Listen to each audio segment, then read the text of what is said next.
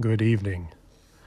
Tonight, I would like to speak to you about the men in black of the Bigfoot world.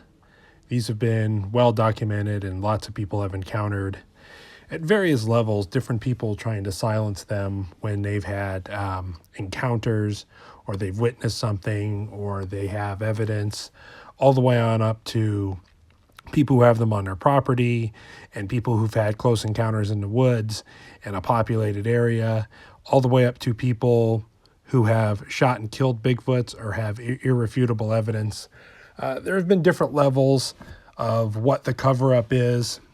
And I did a whole video on the cover up in general, but I wanted to talk to you about the men in black of Bigfoot and how it pertains to what these guys are, what they aren't, what the motivation is, and when they'll appear and when you think you're going to be in trouble. And it's pretty scary. I mean, people have received many threats over the years, either directly or indirectly. And people have described various levels of local police officer harassment to game wardens, to all three of them showing up, to different people saying, no, go to hell, you saw a bear, to no, what you saw was this or that, or you didn't see anything. And people, sticking to their story and want to be presented, or have had continual harassment. And there seems to be two very common people that seem to show up, and not all, but in a lot of Bigfoot cases. One is described as a tough-looking biker dude. No, this isn't a picture of him. This is just a generic-looking tough biker dude I found. So get that for the record. If you're this guy, thanks for your image. You make a good tough-looking biker.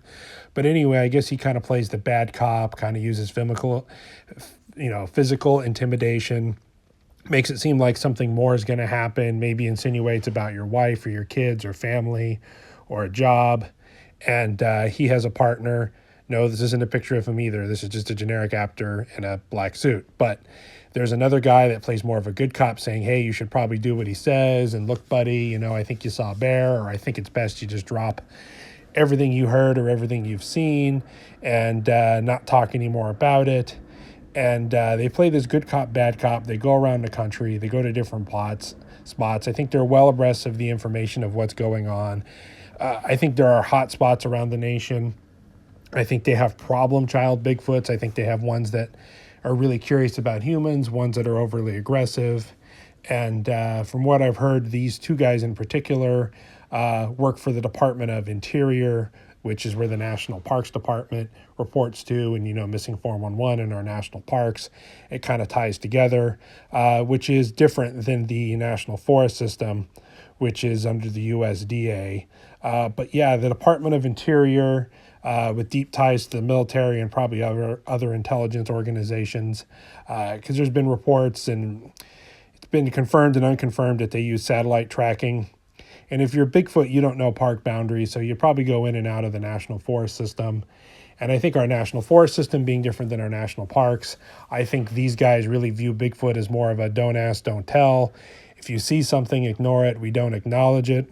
I think for the guys trying to manage our national forest for grazing and hunting and general forest management and all the stuff that the U.S. Forest Service does, I think the Bigfoots are more or less like a nuisance, more like a problem, kind of like problem bears, but much more wily.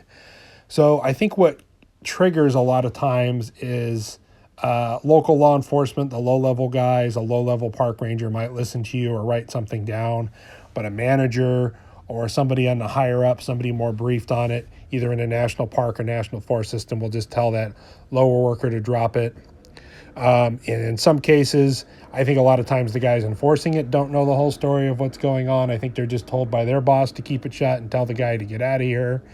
And there may be justifiable reasons. I've had a lot of people tell me that the disclosure of Bigfoot and some of the ramifications of what these things might be, albeit otherworldly or biblically or something strange about them and the effects it could have on society, all the way from the levels of farmland, grazers, and everything else, all the way on up to implications about where we come from and the origins of life and everything in between.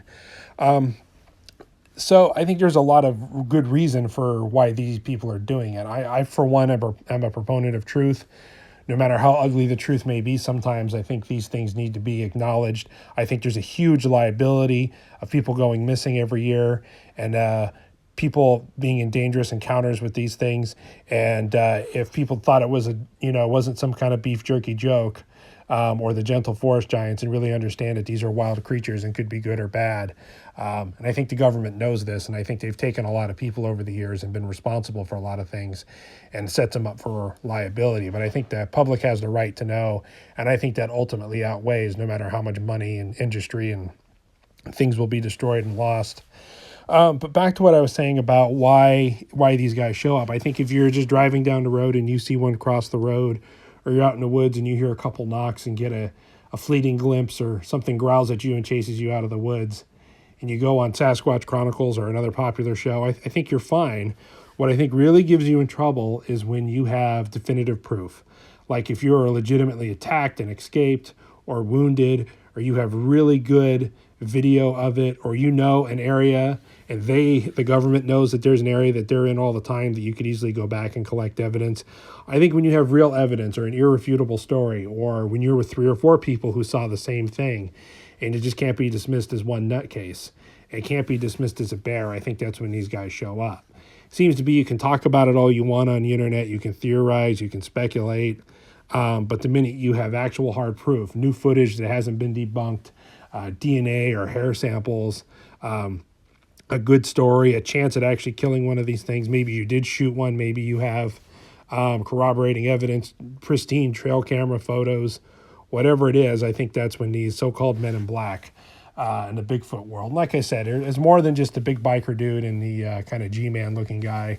I think there's many levels of this, many different people working for different departments that all kind of cooperate and corroborate. I feel like somebody from the national park system probably would not have jurisdiction in a national forest and vice versa, or in a state park or something. So I feel like they all got to work together at high levels to kind of keep this hush-hush. And I think a lot of the lower level people are just told to keep their mouth shut about it, or if they know too much at some point, they're let go and threatened. It's very similar to UFOs and a lot of other things with cover-ups. So the main thing seems to be evidence. I think if you have evidence, irrefutable evidence, or a story with corroborating evidence, like you got injured or wounded by one of these creatures that doesn't have claw marks or teeth marks like a bear, that has more like impact marks or something, and you have corroborating evidence, that's going to be a problem. But I think if you just saw one with your eyes, or you have a really super blurry photo that could be a porcupine, if you guys know what I mean, then I think you're just going to let it go. I mean, I think there's enough people out there going to yell fake and debunk it anyway. May or may not be agents on the internet commenting on videos. For the record, no, I am not a government agent. If I did, I'd have a lot more money than I do now. I just pass along information to you guys, calls it how I sees it, and do my research and share it with you guys. But yeah, it seems to me, and somebody asked me, Matt, if you had good, crystal clear Bigfoot footage you caught on your GoPro or something like that, or had like modern day equivalent of the Patterson-Gimlin film, would you release it? And I would have to think long and hard about that, because family, people I know, my reputation, if I could, I'd have to think long and hard on how I wanted to do that, how many copies I could send out, because there are reports of people having great evidence and it disappearing off their laptops, and things happening to the physical evidence, and strange things, real government things, and look at all the stuff they can do on the war on terror and track people, and it's no secret that they're able to tap phone calls. They admitted such that the government has these abilities, see what you're viewing. I think your Google search, what you watched, what videos you watched. You have a phone with you, they can track your location and see where you are, and they pretty much know where you are. They know where the Bigfoots are to some extent, and they can pretty much figure out what's going on. And I think a lot of times when people have good evidence that gets debunked, I think it might be the government having plants or imposters or people out there. I think it goes at many different levels. And I think Bigfoot is just one of the many creatures, things, problems out there that would challenge our science, would challenge our religion, challenge our way of life, challenge how we use the woods and Forest Service, and how we use BLM land and pasture lands, the cattle industry, mining industries, all the way to law enforcement and missing people. It kind of goes up the chain, and I think there's a lot to think about here and why these people do their job. And I think to a certain point, they probably have branches, parts of the department, different things that have a Bigfoot control side too. I think maybe they work with the government and military to eliminate certain ones when they get out of hand, and I'm sure it's a balancing act for them. So that's pretty much what I know about the Bigfoot MIB. I think there's a few different various local agencies, and there's the biker dude and the kind of straight-laced looking guy that work together in a lot of cases that's been reported. So remember, irrefutable evidence is their number one priority. And just stay safe in the woods out there, folks. If the government does acknowledge it, you can in your life, and stay safe and know that these are real creatures. They can be good and they can be bad. Thank you very much.